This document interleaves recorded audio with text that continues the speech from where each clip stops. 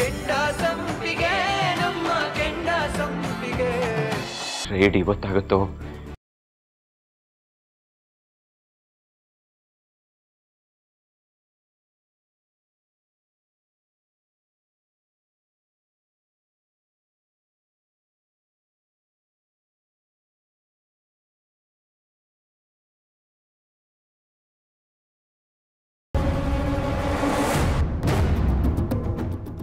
ತಲೆನೇ ಓಡ್ತಾ ಇಲ್ವಲ್ಲಪ್ಪ ಅದಕ್ಕೆ ಈ ಪೂಜೆಯಲ್ಲಿ ಯಾವ ಪ್ರಾಬ್ಲಮ್ಸು ಇಲ್ಲದೆ ಎಲ್ಲ ಸಂಪೂರ್ಣವಾಗಿ ಚೆನ್ನಾಗಾದ್ರೆ ಕ್ರೆಡಿಟ್ಸ್ ಎಲ್ಲ ಅವಳಿಗೆ ಹೋಗುತ್ತೆ. ಒಂದು ವೇಳೆ ಪೂಜೆ ಸ್ಟ್ರಾಂಗ್ ಆಗಿದ್ದು ಎಲ್ಲ ಚೆನ್ನಾಗಾದ್ರೆ ಗೆಲುವು ಕೂಡ ಅವಳದೇ ಆಗುತ್ತೆ. ನೀವೇನಾದರೂ ಈ ನವಗ್ರಹ ಪೂಜೆ ಮಾಡಿಸ್ಬೇಕು ಅಂತ ರಾಂಗ್ ಸ್ಟೆಪ್ ಇಟ್ಬಿಟ್ರಾ?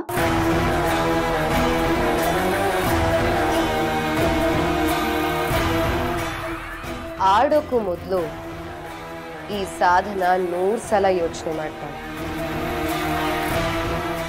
ಇವತ್ತು ನನ್ನ ಪ್ಲಾನ್ ಅಲ್ಲಿ ಪೂಜೆ ನಡೆಯೋದು ಕೂಡ ನಾನು ಅನ್ಕೊಂಡ ಹಾಗೆ. ಪೂಜೆ ಕಂಪ್ಲೀಟ್ ಆಗಲ್ಲ, ಹಾಳಾಗತ್ತೆ. ಹಾಳಾಗೋದು ಸುಮನನಿಂದನೇ ಅಂತ ಆಗತ್ತೆ.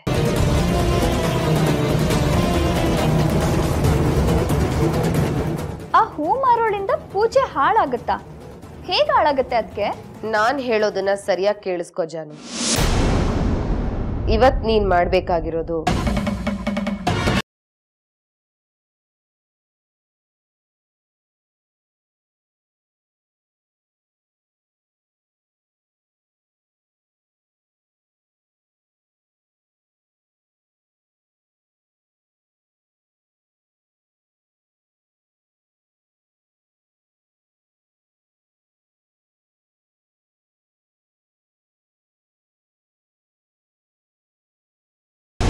ಪೂಜೆನ ನಾವು ಹಾಳು ಮಾಡಲ್ಲ, ಅವಳು ಮಾಡೋ ಕೆಲಸನ ನಾವು ಹಾಳು ಮಾಡಿಸ್ತೀವಿ. ಅನ್ಕೊಂಡಾಗಾದ್ರೆ ಇವತ್ತು ಪೂಜೆ ನಡೆಯಲ್ಲ.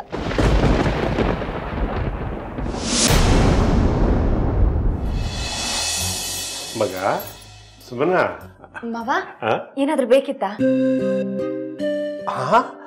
ದ್ರಾಕ್ಷಿ, ಗೋಡಂಬಿ, ತುಪ್ಪ, ಸಕ್ಕರೆ, ರವೆ, ಏನ್ ಮಾಡ್ತಾ ಇದೀಯ ಮಗ?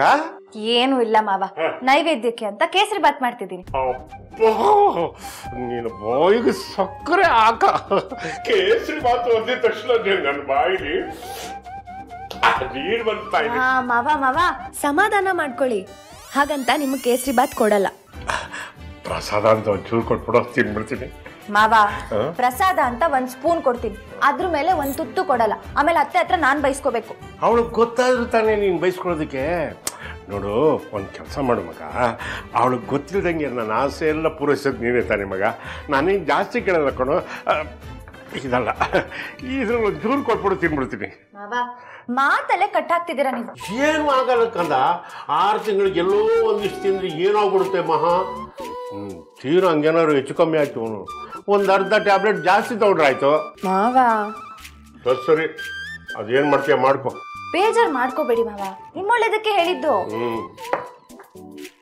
ಮಾಡು, ಹೆಂಗ್ ಕದ್ದು ತಿನ್ಬೇಕು ಅಂತ ನನಗೂ ಗೊತ್ತೈತೆ. ಸುಮಾ, ಆ ರವೆ ಉರಿಯೋ ಕೆಲಸ ತಾನೆ, ಅದು ನನಗೆ ಚೆನ್ನಾಗಿ ಬರ್ತಮ್ಮ, ನಾನು ಮಾಡ್ತೀನಿ. ನೀ ಬೇರೆ ತಯಾರಿ ಮಾಡ್ಕೋಬೋದಲ್ಲ. ಪರವಾಗಿಲ್ಲ ಮಾವ, ನಾನೇ ಮಾಡ್ತೀನಿ. ಅಯ್ಯೋ ಪರವಾಗಿಲ್ಲ ಬಾರೋ, ಅದೇನು ಬ್ರಹ್ಮವಿದ್ಯೆ ಅಲ್ಲ. ನನ್ನ ಮಗಳಿಗೆ ನಾನು ಸಹಾಯ ಮಾಡಿದ್ರೆ ಇನ್ನು ಯಾರಮ್ಮ ಸಹಾಯ ಮಾಡ್ತಾರೆ? ಈ ಕಡೆ ಬಾ, ನನಗೆ ಗೊತ್ತಾಯ್ತು ನೀನು ಏನು ಹೇಳ್ತೀಯ ಅಂತ. ಮಡಿಯಿಂದ ಮಾಡಬೇಕು ಅಂತ ತಾನೆ. ದಿವಸಕ್ಕೆ ನಿಮ್ಮ ಮಾವ 3 ಸತಿ ಸ್ನಾನ ಮಾಡ್ತಾನೆ, ನನ್ನಷ್ಟು ಮಡಿ ನಿಮ್ಮ ಅತ್ತೆನೂ ಇಲ್ಲ. ಬಾ ಈ ಕಡೆ ಬಾ, ಹಾಗೂ ಅಲ್ಲ ಈಗೂ ಅಲ್ಲ.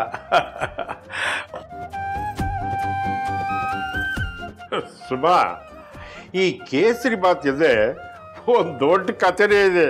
ಹೌದಾ? ಏನ್ ಮಾವ ಅದು? ಏನು ಅಂದ್ರೆ, ನಮ್ಮಮ್ಮ ಮಾಡಿದ ಕೇಸರಿ ಬಾತ್ ಹೋದ್ರೆ ನನಗೆ ಪಂಚಪ್ರಾಣ. ಯಾಕೆ ಅಂತ ಕೇಳು. ಯಾಕೆ ಮಾವ? ಯಾಕೆಂದ್ರೆ ನಮ್ಮ ಅಪ್ಪಾಜಿ ಗಂಡಸಿ ಸತ್ಯದಿಂದ ಒಳ್ಳೆ ಬೆಣ್ಣೆ ತರೋರು. ಆ ಬೆಣ್ಣೆ ಕಾಯಿಸಿ ತುಪ್ಪದಲ್ಲಿ ನಮ್ಮಮ್ಮ ಕೇಸರಿ ಬಾತ್ ಮಾಡಿದ್ರೆ ನನಗೆ ಪಂಚಪ್ರಾಣ. ಅವತ್ತಿನ್ನೇನು ಬೇಕಾಗಿರಲಿಲ್ಲ. ಮನೇಲಿ ಹಿಂಗೆ ಒಂದು ದಿವಸ ಪೂಜೆ, ಅಮ್ಮ ಕೇಸರಿ ಬಾತ್ ಮಾಡ್ತಾಯಿದ್ಲು. ನನ್ನ ಗ್ರಾಚಾರಕ್ಕೆ ಎಕ್ಸಾಮ್ ನಡೀತಾ ಇತ್ತು. ಬೇರೆ ದಿವಸ ಆಗಿದ್ರೆ ಚಕ್ಕರ್ ಕೊಟ್ಬಿಡ್ತಾ ಇದ್ದೆ. ಆದರೆ ಎಕ್ಸಾಮು ಚಕ್ಕರ್ ಕೊಡೋಂಗಿಲ್ವಲ್ಲ, ತಕ್ಷಣನೇ ಹೋಗಿ ಎಕ್ಸಾಮ್ ಅಟೆಂಡ್ ಮಾಡಿ ಬೇಗ ಪ್ರಶ್ನೆ ಪತ್ರಿಕೆಗೆಲ್ಲ ಉತ್ತರ ಬರೆದು ಓಡ್ ಬಂದು ಬ್ಯಾಗ್ ತೆಗೆದು ಎಸ್ತು, ಅಮ್ಮ ನೀನು ಕೈ ಮುಗಿತೀನಿ, ನಾನು ಕೇಸರಿ ಬಾತ್ ಮೊದಲು ಕೊಡು ಅಂದೆ. ಇಲ್ಲ ಕಣ್ಮಗ, ಎಲ್ಲ ಖರ್ಚಾಗೋಯ್ತು, ಇನ್ನೊಂದು ದಿವಸ ಮಾಡಿಕೊಡ್ತೀನಿ ಅಂದ್ಬಿಡದ. ಮಾವ ಹಾಗಿದ್ರೆ ಅವತ್ತು ನಿಮ್ ಪಾಲಿ ಕೇಸರಿ ಬಾತ್ ಇಲ್ಲ ಅಂತಾಯ್ತು. ಅಯ್ಯೋ, ಕತೆ ಇನ್ನು ಮುಂದಕ್ಕಿದೆ ಕೇಳು. ಕೇಸರಿ ಬಾತ್ ಸಿಕ್ಲಿಲ್ಲ ಅಂತ ಕೋಪ ಮಾಡಿಕೊಂಡು ನಮ್ಮ ಊರಾಚೆ ಕಂಚನಹಳ್ಳಿ ಅಂತ ಐತೆ, ಆ ಕೆರೆ ಹತ್ರ ಹೋಗಿ ಕೂತ್ಕೊಂಡ್ಬಿಟ್ಟಿದ್ದೆ ನಾನು.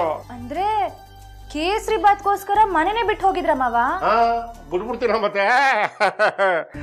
ನಮ್ಮ ಮನೆಯವರೆಲ್ಲ ಹುಡುಕಿ ಸಾಕಾಗಿ ಕೊನೆಗೆ ಅಕ್ಕಪಕ್ಕದವರೆಲ್ಲ ಹುಡುಕಿ ಕೊನೆಗೆ ಕೆರೆ ತಾವು ಕೂತವ್ನಿ ಅಂತ ಬಂದು ಸಮಾಧಾನ ಮಾಡಿ ಕರ್ಕೊಂಡ್ಬಂದ್ರು.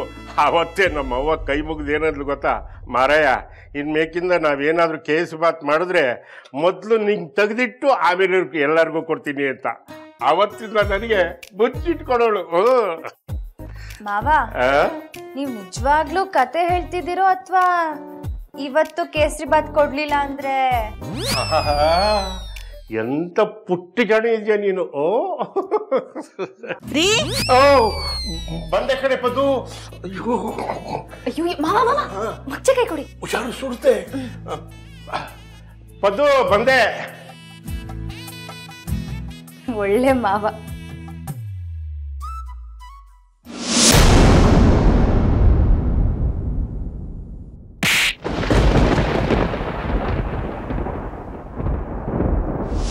ಇನ್ನೊಂದು ಮಾತಾಡಿದ್ರೆ ಹಲ್ಲುದ್ರಿಸ್ಬಿಡ್ತೀನಿ.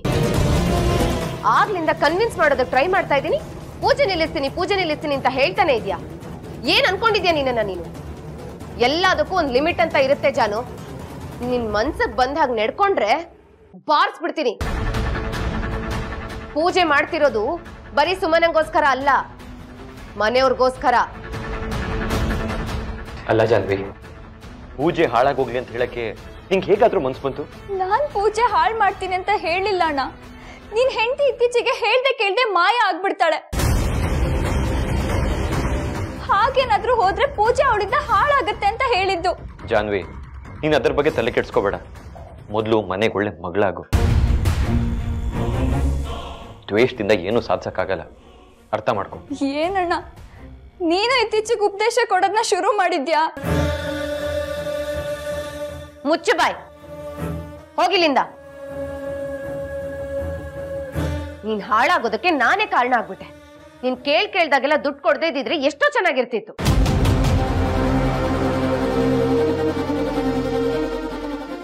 ಮಕ್ಳ ಮನ್ಸು ಮುರಿಬಾರ್ದು, ಅವ್ರ ಆಸೆಗಳನ್ನ ಹಾಳು ಮಾಡಬಾರ್ದು ಅಂತ ನೀನ್ ಕೇಳ್ದಾಗೆಲ್ಲ ದುಡ್ಡು ಕೊಟ್ಟು ತಪ್ಪಾಗೋಯ್ತು.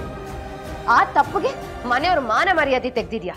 ಹೋಗೋ ಹೋಗೋ, ಸಾಕಾಗೋಗಿದೆ ನನ್ಗಂತೂ. ಹೋಗ್ಲಿ ಬಿಡಿ ಅದಕ್ಕೆ. ನೀವು ಮಾಡದೇ ಇರೋ ತಪ್ಪನ್ನ ನಿಮ್ಮೇಲೆ ಯಾಕೆ ಹಾಕೋತೀರ? ಇನ್ನೇನ್ ಮಾಡ್ಲಿ ತೀರ್ಥ? ಹೇಗ್ ಅರ್ಥ ಮಾಡಿಸ್ಲಿ? ನನ್ ಮಾತೆ ಕೇಳಲ್ಲ ಅಂತಾಳೆ ಇವಳು. ಪಾಪ ಸುಮ್ಮನ್ ಮೇಲೆ ಅನುಮಾನ ಪಡ್ತಾಳೆ. ಎಷ್ಟು ಸಲ ಕರೆದು ಬುದ್ಧಿ ಹೇಳಿದ್ರು ಅರ್ಥನೇ ಆಗಲ್ಲ ಅವಳಿಗೆ. ಸ್ವಲ್ಪ ಪ್ರೀತಿಯಿಂದ ನಡ್ಕೊ ಅಂತ ಹೇಳಿದೀನಿ, ಕಲಿಯೋದೇ ಇಲ್ಲ ಇವಳು. ಅವಳಿಗೆ ಬುದ್ಧಿ ಬರಲ್ಲ ಬಿಡಿ ಅದಕ್ಕೆ. ಸೂಟ್ ಕೇಸ್ ಸಮೇತ ಬಂದಿದ್ಯಾ? ಎಲ್ಗಾದ್ರೂ ಹೋಗ್ತಿದ್ಯಾ? ಇಲ್ಲ ಅದಕ್ಕೆ, ನಿಮ್ಮ ಹತ್ರ ಒಂದು ಹೆಲ್ಪ್ ಕೇಳಬೇಕಾಗಿತ್ತು.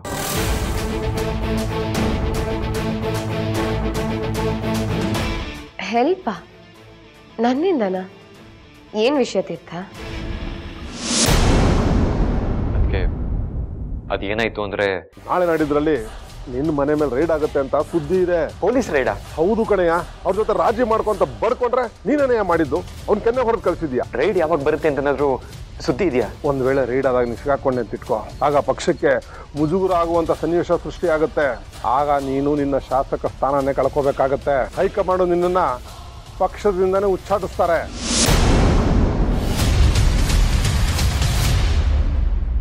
ಅದಕ್ಕೆ ಯಾವಾಗ ಬೇಕಾದ್ರೂ ರೈಡ್ ಆಗ್ಬೋದು. ಈ ಬ್ಯಾಗಲ್ಲಿ ಸ್ವಲ್ಪ ಡಾಕ್ಯುಮೆಂಟ್ಸ್ ಮತ್ತು ಕ್ಯಾಶ್ ಇತ್ತು.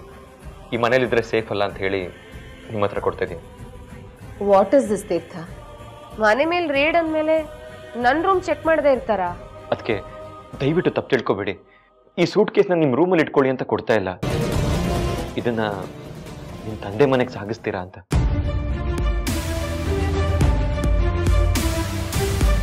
ಅಲ್ಲಿರೋದು ಸೇಫ್ ಅಂತ ಅನ್ನಿಸ್ತು.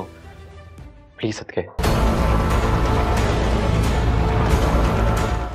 ಒಂದು ವೇಳೆ ತೀರ್ಥನ್ MLA ಪಟ್ಟ ಹೋದ್ರೆ, ಅವನು ಪಕ್ಷದಿಂದ ಉಚ್ಚಾಟನೆ ಆಗಿ ಜೈಲಿಗೆ ಹೋದ್ರೆ, ಇದಕ್ಕೆಲ್ಲ ಕಾರಣ ಸುಮನ ಅಂತ ಗೊತ್ತಾದ್ರೆ ತೀರ್ಥ ಅವಳನ್ನ ಲೈಫಲ್ಲಿ ಕ್ಷಮಿಸಲ್ಲ.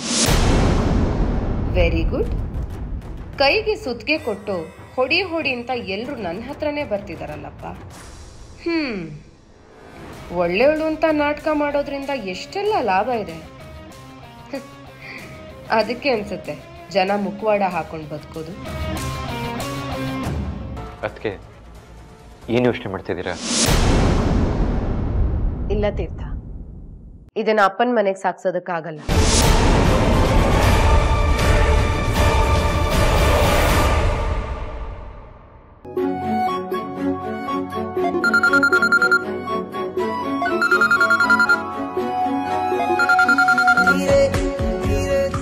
ಏನ್ರಿ ಲಾಯರ್ ಮೇಡಮ್, ನಮ್ಮ ಅದಕ್ಕೆ ಮನೆವರೆಗೂ ಬಂದು ಬೇಗ ಪೂಜೆಗೆ ಬನ್ನಿ ಅಂತ ಯಾಕೆ ಕರೆದ್ರು ಹೇಳಿ? ನೀವು ನಮ್ಮ ಕಣ್ ಮುಂದೆ ಸ್ವಲ್ಪ ಜಾಸ್ತಿ ಹೊತ್ತು ಓಡಾಡ್ಕೊಂಡಿರ್ಲಿ ಅಂತ. ನೀವು ನೋಡಿದ್ರೆ ಒಳ್ಳೆ ಗೆಸ್ಟ್ಗಳು ಬಂದ ಹಾಗೆ ಬರೀ ಪೂಜೆಗೆ ಬಂದು ಹೋದ್ರೆ ಏನ್ರಿ ಚೆನ್ನಾಗಿರುತ್ತೆ? ನಿಜ ಹೇಳ, ನಿನ್ನೆ ಪಾರ್ಲರ್ಗೆ ಹೋಗ್ಬೇಕಾಗಿತ್ತು. ಆದರೆ ನಿಮ್ಮ ಜೊತೆ ಫೋನಲ್ಲಿ ಮಾತಾಡ್ತಾ ಪಾರ್ಲರ್ಗೆ ಹೋಗೋದೇ ಮರ್ತ್ಬಿಟ್ಟೆ. ಅದಕ್ಕೆ ಈಗ ರೆಡಿ ಆಗೋದಕ್ಕೆ ಸ್ವಲ್ಪ ಟೈಮ್ ಹಿಡಿತಿದೆ. ಅಯ್ಯೋ, ನಾನು ಏನೇನೋ ಆಸೆ ಕನ್ಸ್ಗಳನ್ನ ಕಟ್ಕೊಂಡಿದ್ನಲ್ಲ ರೀ. ಏನು ಆಸೆ ಕನ್ಸ? ಏನ್ ಆಸೆ, ಏನ್ ಕನ್ಸು? ಅದು ಈಗ ನೋಡಿ, ನೀವು ಪೂಜೆಗೆ ಬರ್ತೀರಾ, ಬಾಗ್ಲಿಗೆ ತೋರಣ ಕಟ್ತೀರಾ, ನಾನು ಬಾಗ್ಲಿಗೆ ಬಾಳೆದಿನ ಕಟ್ತೀನಿ, ನೀವು ಹೂ ತರ್ತೀರಾ, ನಾನು ಹಣ್ಣು ಕಾಯಿ ತರ್ತೀನಿ. ಹೀಗೆ ಹೀಗೆ 1000 ಕನ್ಸು ಕಟ್ಕೊಂಡಿದ್ದೆ. ನೀವು ನೋಡಿದ್ರೆ ಎಲ್ಲ ಗಲ್ಬಸ್ಕಿ ಮಾಡ್ಬಿಟ್ರಿ. ಗಡ್ಡಕ್ಕೆ ಬೆಂಕಿ ಬಿದ್ಮೇಲೆ ಬಾವಿ ತೋಡ್ತೀರಾ ನೀವು? ಅಲ್ಲ ಕಣ್ರಿ, ನಿನ್ನೆ ರಾತ್ರಿನೇ ಪ್ಲಾನ್ ಹಿಂಗಿದೆ ಅಂತ ಹೇಳಿದಿದ್ರೆ ಇವತ್ತು ಬೆಳಗಿನ ಜಾವ 5 ಗಂಟೆಗೆ ಬಂದು ನಿಮ್ ಮನೆ ಮುಂದೆ ರಂಗೋಲಿ ಹಾಕ್ತಿದ್ನಲ್ವಾ? ಅಯ್ಯೋ, ನೀವಿಷ್ಟು ಅವಸರದಲ್ಲಿ ಬರ್ತೀನಿ ಅಂದಿದ್ರೆ ನಾನು ನಿಮಗೆ ಮೊನ್ನೆ ರಾತ್ರಿನೇ ಹೇಳಿರ್ತೀನಲ್ಲ ರೀ. ಇಲ್ಲ ರೀ, ನೆಕ್ಸ್ಟ್ ಟೈಮು ಏನೇ ಫಂಕ್ಷನ್ ನಡೀಲಿ ನಿಮ್ಮನ್ನ ಒಂದಿನ ಮುಂಚಿತವಾಗಿ ಕರ್ಸ್ಕೊತೀನಿ. ಸರಿ, ಇವಾಗ ನೀವು ಬೇಗ ರೆಡಿಯಾಗಿ ನನಗೆ ಫೋನ್ ಮಾಡಿ, ನಾನು ನಿಮ್ಮನ್ನ ಬಂದು ಕರ್ಕೊಂಡು ಬರ್ತೀನಿ. ಏನು ಬೈಕಲ್ಲಿ ಬರ್ತಿದ್ದೀರಾ? ಇಲ್ಲ ರೀ, ಬಂತು ಲ್ಯಾಂಡ್ ಆಯ್ತು. ನಾನು ಫ್ಲೈಟಲ್ಲಿ ಬರ್ತಾ ಇದ್ದೀನಿ. ಅಯ್ಯೋ ಅದಲ್ಲ ಕಣ್ರಿ, ನೀವು ಬೈಕಲ್ಲಿ ಬಂದ್ರೆ ಅಪ್ಪನ ಹೇಗೆ ಕೂರ್ಸ್ಕೊತೀರಾ? ಅಪ್ಪ ಮಧ್ಯದಲ್ಲಿ ಇರ್ತಾರೆ, ನಾನು ಹಿಂದೆ ಕೂರ್ತೀನಿ. ಹೇಗಿರುತ್ತೆ ಹೇಳಿ? ಅದೆಲ್ಲ ಹಳೆ ಟ್ರೆಂಡು ರೀ. ನೀವು ಬೆಳಕು ಸಿನಿಮಾ ನೋಡಿಲ್ವಾ? ಅದ್ರಲ್ಲಿ ಏನ್ ಮಾಡ್ತಾರೆ ಹೇಳಿ? ಮಗಳು ಸೇಫ್ ಆಗಿರ್ಬೇಕು ರೀ. ಸೊ ಮಗಳನ್ನ ಮಧ್ಯದಲ್ಲಿ ಕೂರಿಸ್ಕೊಂಡು ನಿಮ್ಮ ಅಪ್ಪನ ಕೊನೆಯಲ್ಲಿ ಕೂರಿಸ್ತೀನಿ. ಹೆಂಗೆ? ನಿನ್ ನಗುಗೆ ಕಾಸುರಿ. ಕೇಳ್ತಾ ಇದ್ರೆ ಕೇಳ್ತಾನೆ ಇರ್ಬೇಕು ಅನ್ಸುತ್ತೆ. ಒಳ್ಳೆ ಹಾಡು ಕೇಳ್ದಂಗೆ ಇರುತ್ತೆ ರೀ. ಹಲೋ, ಸುಮ್ಮನೆ ಅಟ್ಟಕ್ಕೆ ಏರ್ಸ್ಬೇಡಿ ನೀವು. ರೀ, ನಾನು ಹೇಳ್ತಾ ಇರೋದು ನಿಜ ರೀ. ಕ್ಯೂಟ್ ಆಗಿದೆ ರೀ ನಗು. ಯಾಕೆ, ನಾವಿಲ್ವಾ? ಸಿಕ್ಕಾಪಟ್ಟೆ ಕ್ಯೂಟ್ ಆಗಿದ್ದೀರ ರೀ, ಆದ್ರೆ ಹೇಳಕ್ ಆಗ್ತಿಲ್ಲ. ನೋಡಿದ್ರಾ, ನನ್ ವಿಷಯ ಕೇಳ್ತಿದ್ದಂಗೆ ಬಾಯ್ ಬಂದಾಗೋಯ್ತು ನಿಮ್ಗೆ. ಹಾಗೇನಿಲ್ಲ ರೀ, ಕರೆಕ್ಟು. ನಾವ್ ಹೇಗಿದ್ದೀವಿ? ಬೆಣ್ಣೆ ಇದ್ದಾಗಿದ್ದೀರಾ, ಆದ್ರೆ ಏನ್ ಮಾಡ್ತೀರಾ? ಹೇಳಿದ್ರೆ ನನ್ನ ಬಗ್ಗೆ ಎಲ್ಲಿ ತಪ್ಪು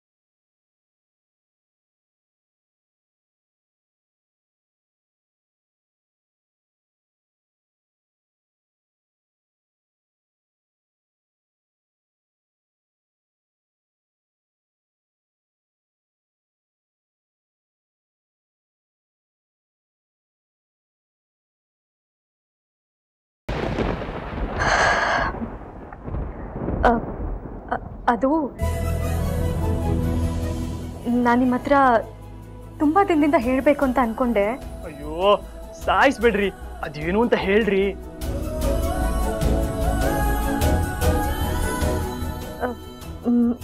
ಮತ್ತೆ ನಾನು